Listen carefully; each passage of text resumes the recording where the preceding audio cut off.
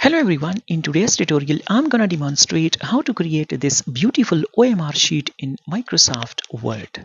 In order to create an OMR sheet, first you need to go to Layout tab and over here in the column section choose 3 columns. After selecting the 3 columns, go to Home tab again and choose this red font color.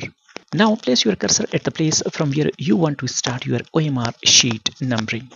Now from your keyboard write 24D, then choose 0 option for A. Now choose 0. Next from your keyboard press Alt X and there you go. And for the B option again write 24D and this time choose 1, again Alt X and now you have the B option. Similarly for C option you can write 24D and now choose 2, press again Alt X and there you go.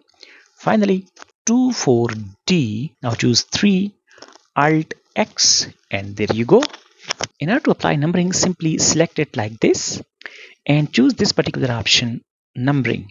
Now you can see it's showing 100. Since I have already created an OMR sheet, the same numbering pattern is going to be continued on the second page. In order to start numbering right from the first, then simply click on this little arrow, restart numbering.